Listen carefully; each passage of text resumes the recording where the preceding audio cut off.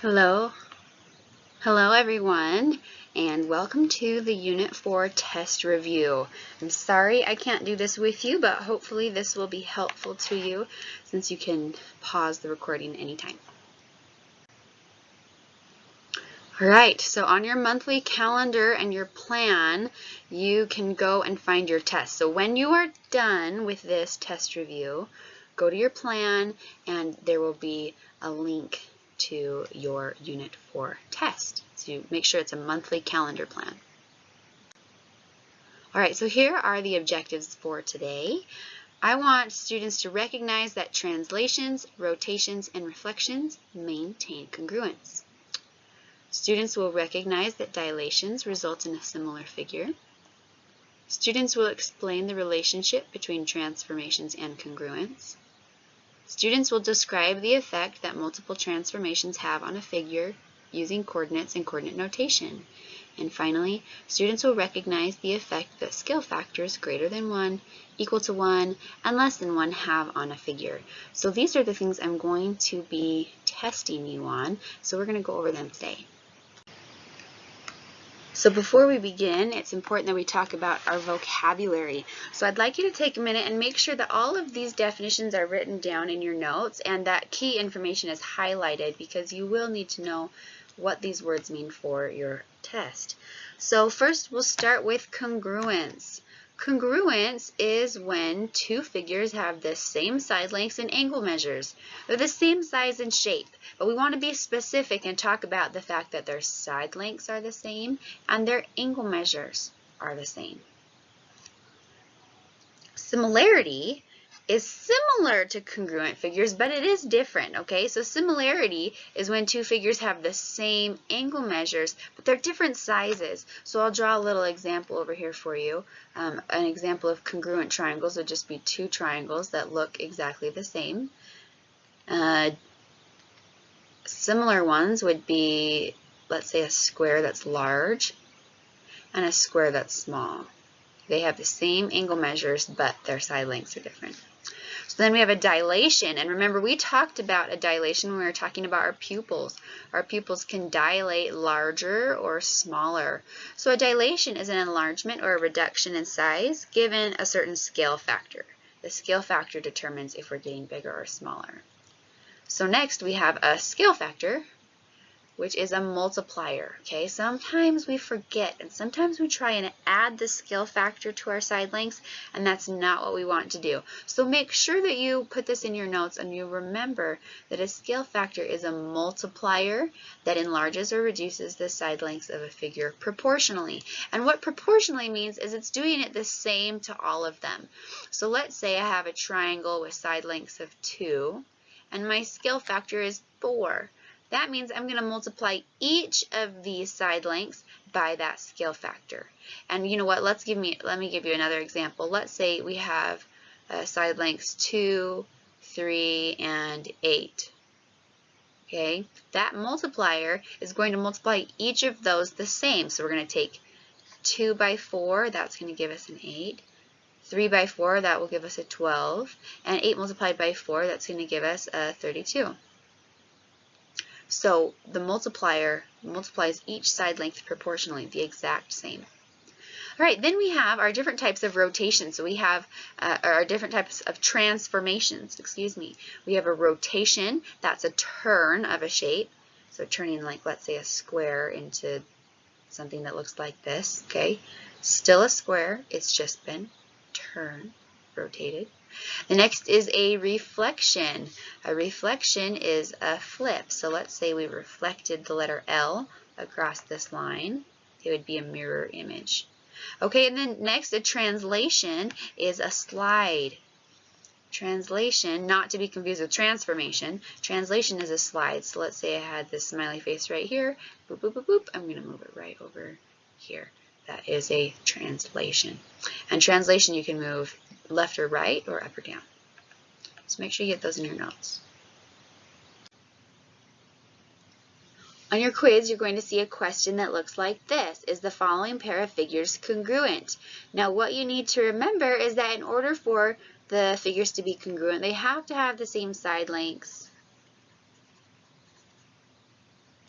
And they have to have the same angle measures. Now, in this situation, I'm going to let you assume that these side lengths are the same. But we need to see if the angle measures are the same. So if you remember in class, we talked about how all the angles of a triangle, when you add them together, equal 180 degrees. So if you take 180 degrees and you subtract 83 and you subtract 51, that should leave you with this missing angle. Because it looks like 83 and 83 are already matching. But we don't know if 51 and 46 are going to be the right angles for the remaining angles. So let's go ahead and take 180, and we will subtract 83, and we will subtract 51. And that gives us 46. So that way we know there is a 46 here. And we could do the same thing for this triangle right here. We could take 180 degrees, subtract 83 from it, subtract 46 from it, and we will get a 51 for this missing angle. So now you can see that they have identical angle measures, and I've already told you it's okay to assume that their side lengths are the same in this example. So if you see this on a test, that's how you're going to do it. You'll need to find the missing angle measures and see if they're identical. All right, now we're going to talk a little bit about similarity. So now remember, in order for them to be similar, they're going to be different sizes. They have to be different sizes, but then they're going to have the same angles. So if you notice, these two figures are different sizes. These two figures are different sizes. We need to determine if they have the same angles or not. So in this first figure, I'll let you take a second and decide if you think they have the same angle measures or not. And if you notice, there are these little hash marks. Notice there's a little half moon with one hash mark in it in both of these in the top left and top right hand corners. And then there's also this little half moon with two hash marks in it on the bottom left and the bottom right hand side of each of the figures. So what that's telling me is anything that has a dark blue line with a little hash mark in it, those are the same angles. And anything that has a light blue line with two hash marks in it, those are the same angles. Well, these are the same angles in the same positions, so we know that they are similar. Another thing you can do is look at their scale factor. Now, we didn't really get a chance to talk about this in class, but this is going to be a skill that will help us to identify if this second pair of figures is similar or not. So if the figures are similar, they're going to have a common scale factor. So if we take HD, that's 33 units, and if we divide it by EN, that's 22 units, we're going to get a scale factor there, okay? So what we're going to do is we're going to see if the scale factor for each of these side lengths is the same. So 33 divided by 22, now we're going to take a 21 and divide it by 14 because that's HV. That's HV's measure and ES measure. And then we're also going to take 18, that's VB, and divide it by 12. Now if you do this on your calculator, it'll go really quick. 33 divided by 22 is going to give you a 1.5. So that means the enlarging scale factor is 1.5, but we need to make sure that this scale factor is the same, because remember, in similar figures, or when we talked about a scale factor, it dilates things proportionally. So we should be able to find the same scale factor for each of these. So take 21, divide it by 14. That gives us a 1.5 as well. Take 18 and divide it by 12. And that gives us a 1.5 as well. So we checked our boxes, okay? They're different sizes, they have the same angles, and they share a scale factor.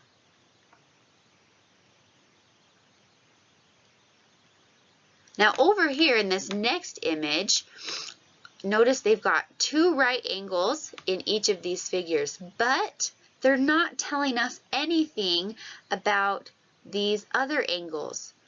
We don't know if they're the same or not. So we unfortunately cannot rely on their angles to tell us if they're similar or not. We have to rely on what we just did in finding their scale factor. So let's take the ratio of LD to its corresponding side length. What do you think that is? Which of the side lengths in this figure looks like it would be the same position as LD? Okay, it's going to be 16 right here, BE. Okay, now let's see, we've got AD, that's 16 units. We're going to take that divided by 10 because that's its corresponding side.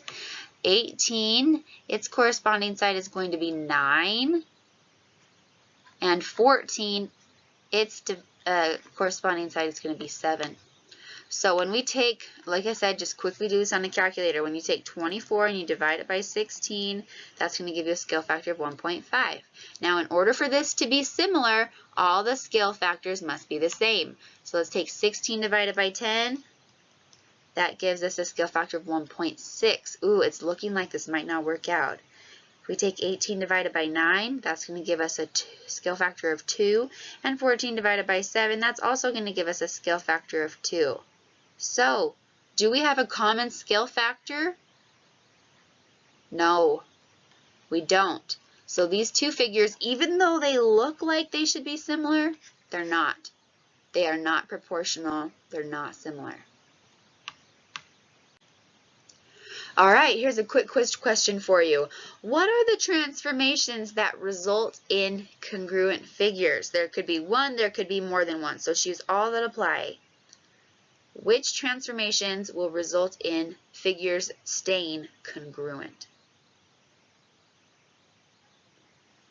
All right, remember, if we have a square and we slide it, rotate it, or flip it, nothing is changing about its dimensions.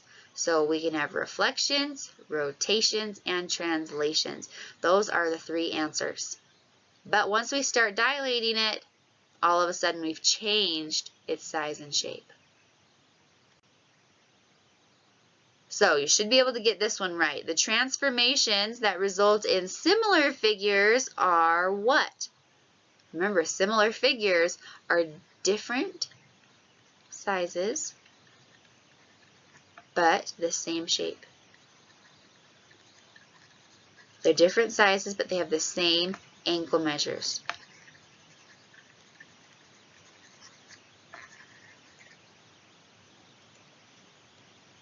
All right, you got it. Rotations will make it congruent, reflections will make it congruent, translations will make it congruent, but dilations, that's going to change its size. That is going to change its side lengths, but its angle measures will stay the same. All right, we're going to talk about a little bit about what similar figures and congruent figures have in common, and we've already mentioned it. Similar figures have the same angle measures and side length, same angle measures but different side lengths. Congruent figures have the same angle measures and the same side lengths. So one thing you'll notice is whether the figures are congruent or similar. Whether the figures are congruent or similar, they are going to have the same angle measures.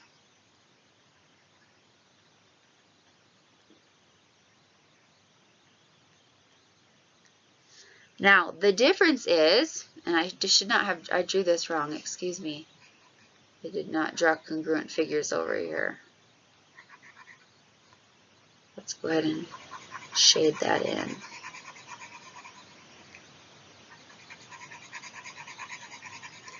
Now, the difference between congruent figures and similar figures is that similar figures are different sizes, and so their side lengths are different.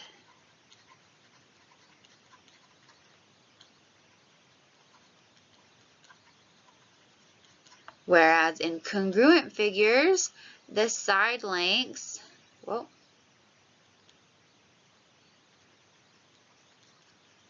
are the same. So this is something that I want you to really remember so that you can understand the difference between similar and congruent figures. I don't want you to get confused. All right, so we already talked about the differences. The similarities were the angle measures and the differences were their side lengths. Okay, so this is the fun part. In the figure below, if the figure below is translated 3 units to the left and 4 units up, what will the new coordinates be? So, sometimes you're not going to get a figure. Sometimes you're just going to look at their coordinates. So let me go ahead and label these coordinates. This is 2, 1, 2, 3, 4, 5, 6. 2, 6. And then we've got a 3, 8.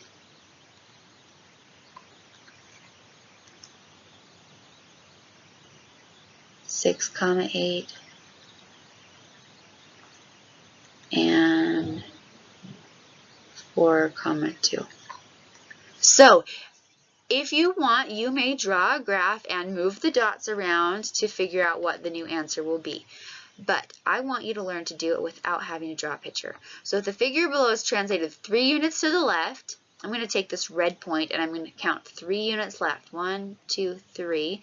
And 4 units up. 1, 2, 3, 4. Here's its new point. Its new point is going to be 3, 12. And I want you to look at what's happened. Our original point was 6, 8. Our resulting point was 3, 12. Now we translated it 3 units left and 4 units up. I want you to remember, this is the positive y direction. If we are moving up, that is positive in the y direction. If we are moving down, that is negative in the y direction. In this situation, we went 4 units up, so that's positive 4 units. And that plus sign matters. Now, think of your x-axis. This is the positive x direction. And this is the negative x direction. So if you're moving to the left, you're moving negative. If you're moving to the right, you're moving positive. And in this situation, we moved 3 units to the left. That's heading in the negative direction 3 units. So the x was moving negative 3 units. The y was moving positive 4 units. And look at this, I just wrote a rule. The x was moving 3 units to the left. The y was moving 4 units up, and that's exactly what happened in my points. Look, I went from 6 to 3 because I took a 6 and I subtracted 3 units from it, and that gave me a 3. I went from 8 to 12, that's my y values. I started with 8 and I moved up 4 units, and that gives me a 12. So just remember that when you're moving to the left, it means negative. When you're moving to the right, it means positive. When you're moving up, it's positive in the y direction. When you're moving down, it's negative in the y direction. Okay, if the figure is reflected across the x-axis, what will its new coordinates be? Now, across the x-axis means it's going to be flipped this way, down, because it's the x-axis. It's going to be flipped down. So notice that nothing will change except for this figure will now be below the x-axis, which means instead of being in positive y territory, you're going to be in negative y territory. So let's label this point right here, 1, 2, 3, 4, up to 4, 2. If we were to reflect this over the y-axis, our new point would be right here. If we were to reflect, and it would be 4, negative 2. All right, let's look at our red point. That's over, oh, I just did this on the other slide, dang it. Let's look at our blue point. Over 2 and up 6. If we were to flip that over here, it would be over 2, down 6. Right here. And if you're noticing, when you flip something over the x-axis, the y values change sign. So instead of having a 4, let's see it in black. So instead of having a 4, 2, when you reflected it over the x-axis, your y value changed sign and became a negative 2. when we had the point 2, 6, and we reflected it over the y-axis, or the x-axis, our y value changed. It became a 2, -6. So here's the trick. If you are reflecting something over the x-axis, the coordinate will stay the same digits except for the y value will be changed. The same thing applies over here. If you're reflecting something over the y-axis, all of a sudden, instead of being in positive x territory, now you're in negative x territory, but your y values are staying the same.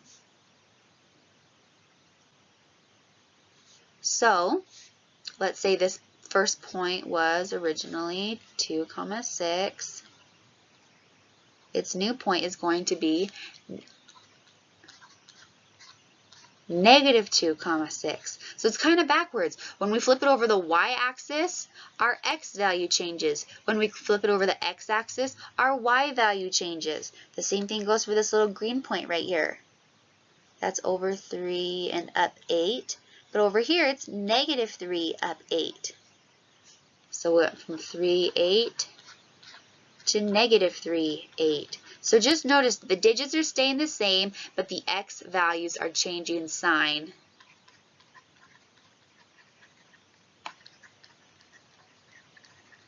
When we flip it over the y-axis, because this is the y-axis right here. Okay, now if this is confusing you, I want you to go back and do your GeoGebra assignment before you do your test, because your GeoGebra assignment goes over this and helps you identify those patterns. Okay, next we have, what if the figure is dilated by a scale factor of 1/3? Okay, we've got the point 2, 6, 3, 8,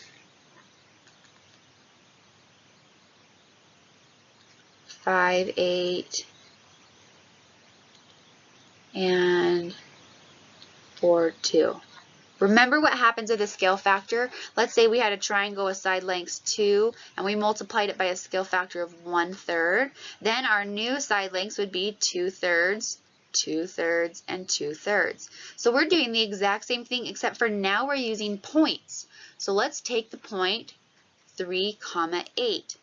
And if we're dilating it by a scale factor of 1/3, we're going to take each of those points and dilate it by 1/3. So we're going to take a 3, we're basically using the distributive property. We're going to take 3 and times it by 1/3. That's going to give us 3/3, which is just a 1.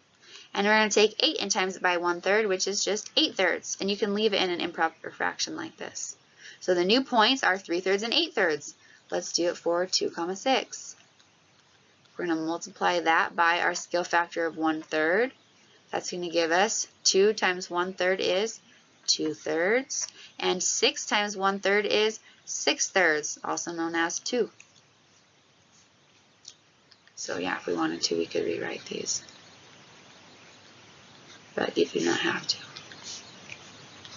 On your test, you're not going to have anything that's crazy fractions like this. Let's do our red point. We've got 5, 8, and we're multiplying it by a scale factor of 1/3.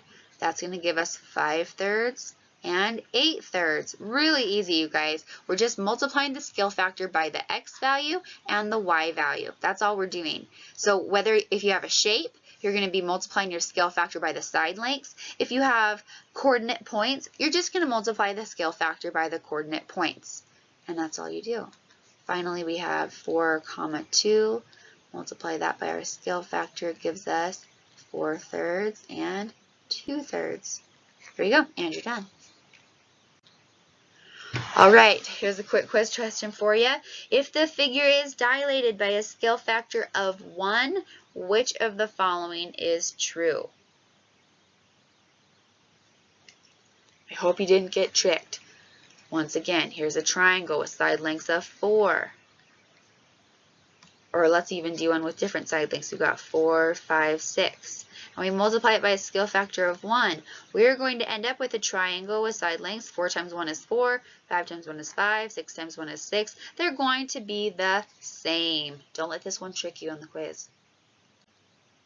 Which of the following scale factors will result in a reduction? Take a minute to really think about this.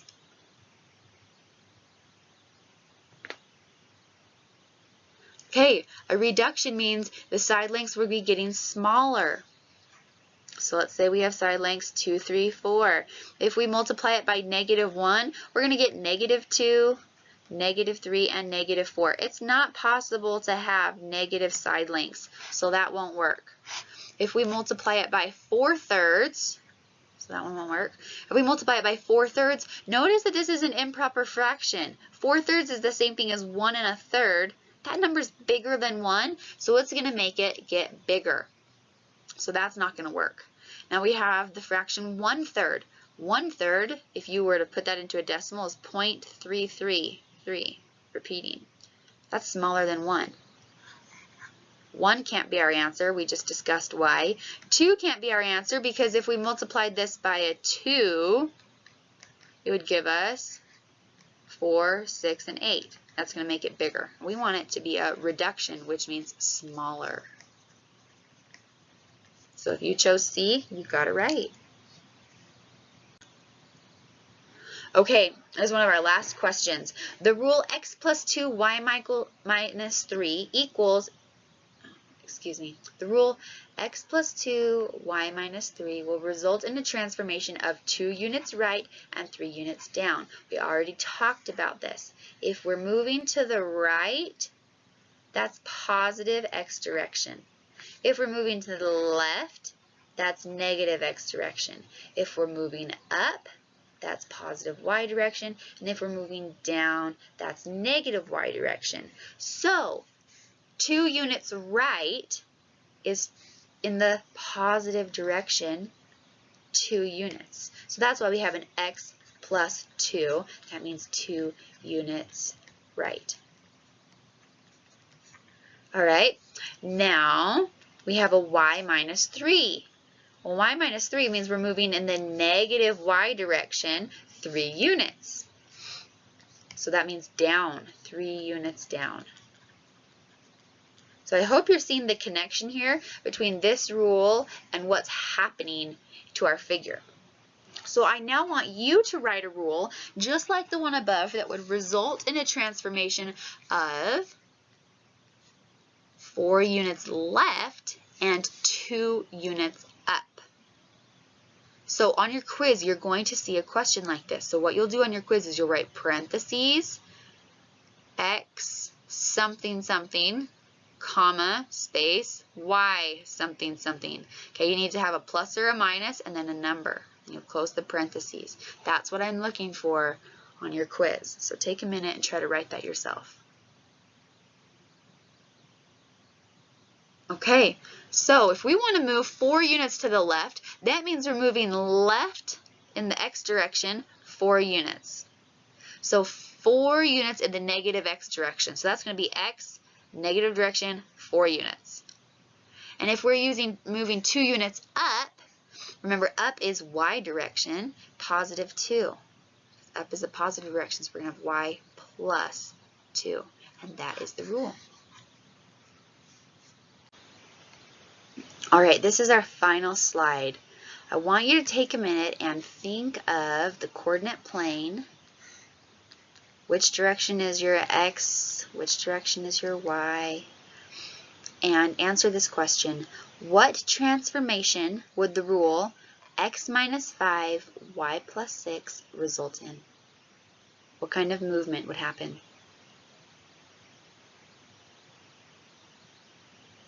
Okay. If we are worrying about x minus 5, we're moving in the minus x direction. That means we're moving this way towards negative x direction 5 units. So if we're moving in the negative x direction, that means we're moving left. Moving left 5 units.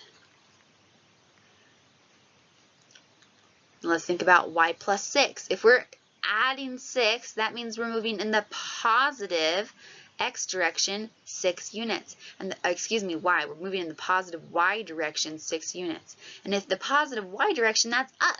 So we're going to be moving up 6 units. And that's as easy as it is. You're just focusing, okay, we have an x minus, that means we're moving in a negative direction. We have a y plus, that means we're moving in a positive direction, that's up. And draw this picture if you have to. All right, you guys, this is our last slide. Now it's time to go to your daily, monthly calendar plan. It's the plan that is in a calendar form. And on it, you will see the Unit 4 test. You just click on it and it will take you right there. Good luck. Please make sure you get it done today so that you are not behind when we come back next week and start a new unit. Have a good day.